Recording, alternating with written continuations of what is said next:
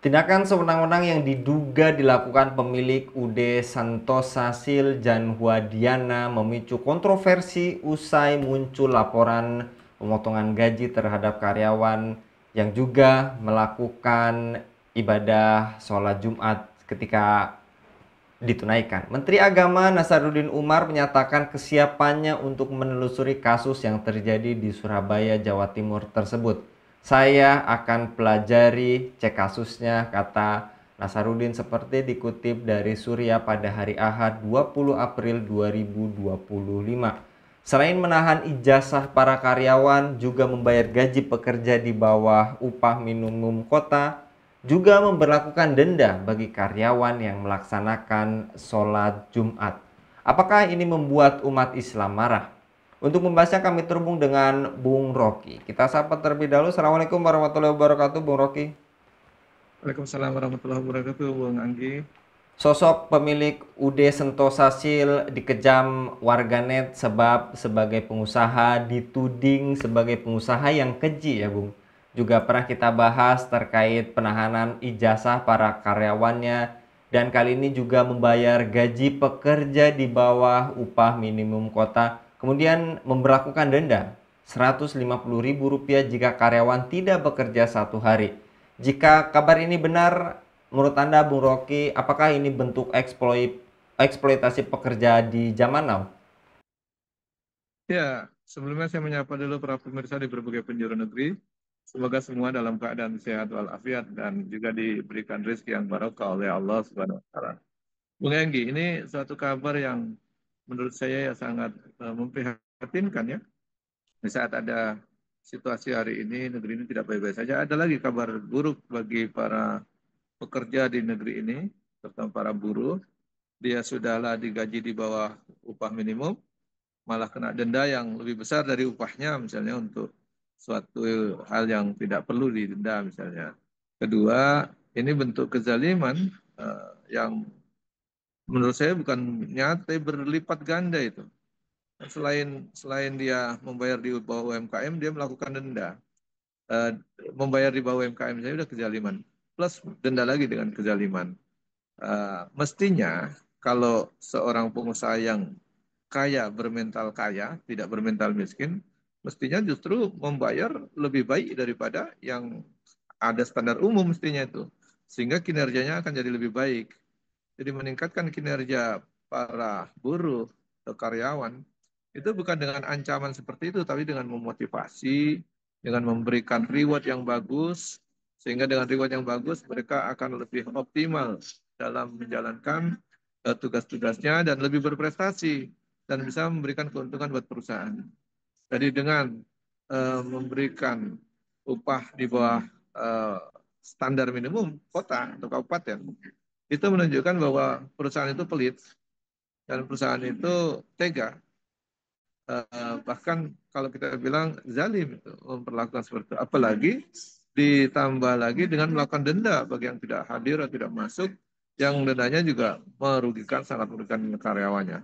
Semestinya perusahaan yang ingin baik dan maju bersama karyawan, dia harus memberikan reward yang bagus sehingga karyawan bekerja dengan baik, kemudian mencurahkan tenaga, pikiran, dan juga perhatiannya kepada perusahaan, sehingga perusahaannya akan semakin maju.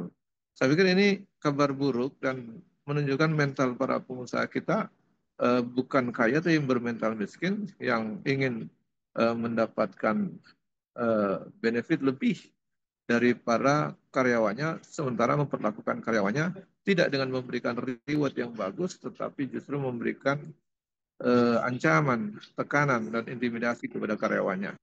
Saya pikir itu bentuk hubungan kerja dalam sistem kapitalisme yang sangat buruk bagi dunia kerja maupun dalam kehidupan berbangsa bernegara, dan terutama yang menyedihkan adalah itu berlaku bagi para buruh masyarakat yang kecil, yang lemah, yang tentu dalam posisi sulit untuk melakukan tawar-menawar, negosiasi, ataupun melakukan pembelaan diri, ataupun ingin melakukan perlawanan terhadap perusahaan. Saya pikir itu, Bung Enggi, Ya. kuncinya. Lantas juga membuat banyak warganet peradang pengusaha tersebut juga diduga memberlakukan denda bagi karyawannya jika melaksanakan sholat Jumat melebihi batas waktu yang diberikannya 20 menit. Apakah menurut Anda, Bung Rocky, hal ini pun melukai perasaan umat Islam? Ya, saya pikir ini bukan hanya melukai perasaan umat Islam, tapi ini sudah tindakan yang kriminal atau kejahatan ya. Karena termasuk mengganggu orang yang menjalankan kewajiban dan kewajiban itu dijamin oleh konstitusi, dilindungi oleh negara. Kalau kita lihat di pasal 29 itu tegas sekali bahwa negara ini berdasarkan ketuhanan Maha Esa dan juga rakyatnya diberikan kebebasan untuk memilih agama dan melaksanakan kewajibannya menurut keyakinan agamanya itu. Mestinya ini dilindungi oleh negara dan negara harus ambil kebijakan dan tindakan yang cepat untuk mengantisipasi bentuk pelanggaran ini. Selain itu, menghalangi orang yang tadi disebutkan sholat Jumat, kemudian hanya diberi waktu terbatas, padahal sholat Jumat itu kan ada tata caranya, ada aturannya, dan tentu lebih dari 20 menit. Karena dia kan ada rangkaiannya, ada khutbahnya juga udah 15 menit, biasanya gitu, apalagi ditambah sholat Jumatnya kan biasanya harus lebih panjang daripada khutbahnya. Berarti kan minimal ya rata-rata sekitar 45 menit atau 1 jam lah untuk ibadah Jumat. Kalau hanya diberikan 20 menit itu sudah termasuk mengintimidasi, mengganggu orang yang mau melaksanakan ibadahnya. Yang tentu ini suatu pelanggaran yang berat, bahkan menurut saya ini tindakan kejahatan. Dan di dalam KUHP diatur itu yang mengganggu orang beribadah atau menghalang-halangi orang bisa beribadah dengan baik. Kalau kita baca di pasal 175 dan juga pasal 176 itu ada ancaman pidananya. Dia bisa dipidana sampai 1 tahun 4 bulan, 1 tahun lebih. Gitu.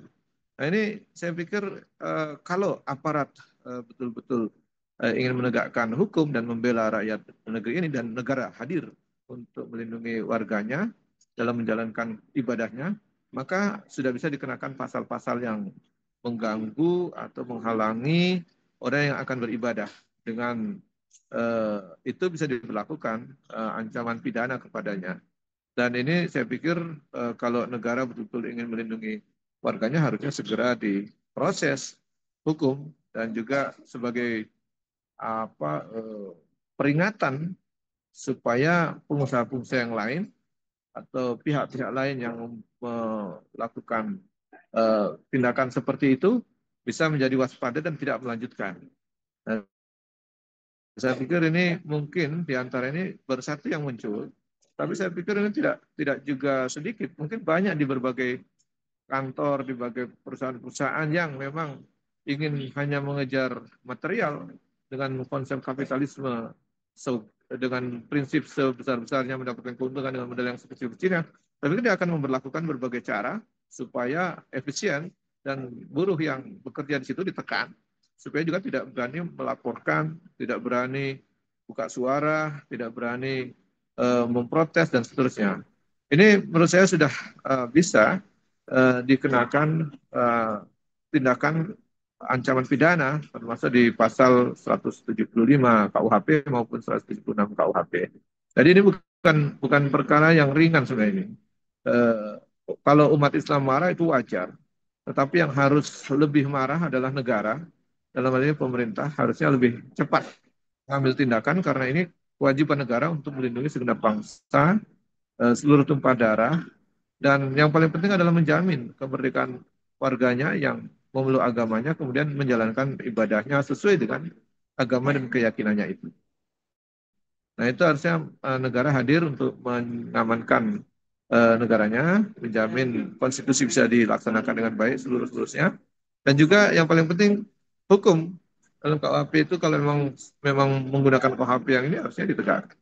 Nah, saya pikir itu yang butuh kita dorong kepada masyarakat supaya lebih berani menyampaikan hal-hal yang terjadi pelanggaran hukum yang dilakukan oleh para pengusaha maupun para penguasa yang tidak menjalankan kewajibannya, harusnya lebih berani menyuarakan dan memprotes itu. Kemudian bagi para penguasa dan pengusaha yang sedang mempunyai kewenangan dan keuangan yang kuat, maka mestinya dia bermental kaya dan lebih pantas dia membagi-bagikan dan membayar lebih kepada para pekerja daripada dia membayar di bawah ketentuan UMKM. Saya pikir itu, Bung Enggi. Apakah tadi artinya bukan cuma hanya di Surabaya yang terlihat yang tadi Anda sampaikan? Apakah ini banyak tindakan pengusaha yang melanggar hukum seperti pengusaha yang menghalang-halangi atau merintangi seseorang untuk melaksanakan ibadahnya, Bung? Ya, saya pikir ini kan yang terungkap baru satu ya. Itu yang terungkap ke publik. Dan diungkapnya itu kan ketahuan bahwa mereka juga takut melaporkan. Terungkapnya kan tidak serta-merta langsung gitu. Jadi dengan itu kita bisa memprediksi bahwa sebenarnya kejadian-kejadian ini seperti ini banyak terjadi di berbagai perusahaan di negeri ini. Mungkin bukan hanya di berbagai perusahaan, di berbagai instansi pemerintah juga mungkin saja ada pernah terjadi bahwa rapat sampai melewati jam sholat Jumat misalnya, atau pas sholat Jumat mendekati baru diselesaikan rapatnya. Itu sudah mengganggu itu.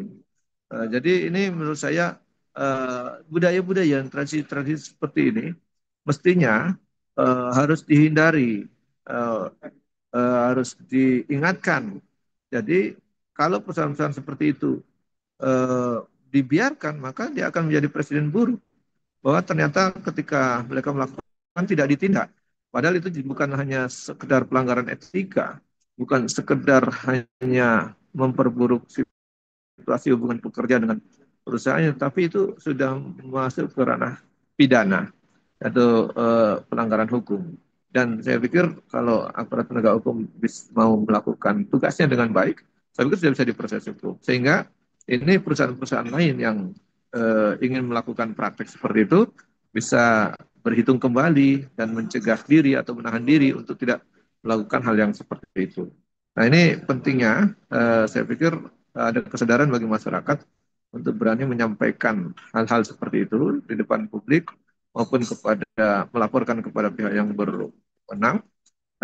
Di samping itu juga dia harus lainnya memberikan nasihat, mengingatkan kepada para pengusaha agar tidak melakukan tindakan seperti yang terjadi ini, menghalang-halangi orang sholat Jumat, bahkan akan mendenda jika terlambat kembali dan seterusnya.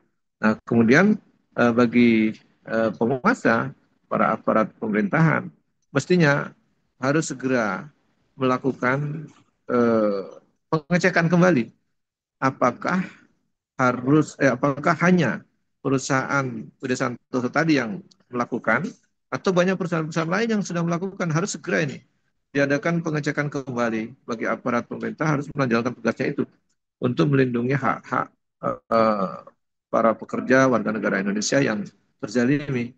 Oleh karenanya, kalau ini baru satu yang ketahuan, mungkin di tempat lain masih banyak, maka tugas pemerintah untuk melakukan pengecekan kembali. Sementara bagi masyarakat, kalau ada yang ketahuan seperti itu, jangan sungkan-sungkan untuk melaporkan atau mengangkat informasi tersebut ke media sosial dan juga kepada aparat yang berwenang dilaporkan. Eh, Selain menasihatinya, juga kalau tidak mau dinasihati segera dilaporkan dan juga kepada aparat kita nasihati, kita dorong untuk menjalankan fungsinya, melakukan pengecekan kembali apakah ada perusahaan-perusahaan lain yang melakukan praktek seperti itu. Kalau ada segera ditindak atau berikan peringatan keras. Jika tidak ditindaklanjuti segera dilakukan proses hukum. Nah, ini yang saya pikir proses hukum ini penting dilakukan supaya menimbulkan efek jera. Yang pertama, kedua menimbulkan efek cegah. Jadi kalau hukum itu kan fungsinya itu bisa menimbulkan efek cegah orang yang ingin melakukan tercegah, efek jera yang sudah melakukan bisa tidak mengulangi lagi. Dan ini harus didorong terus, Bung Enggi.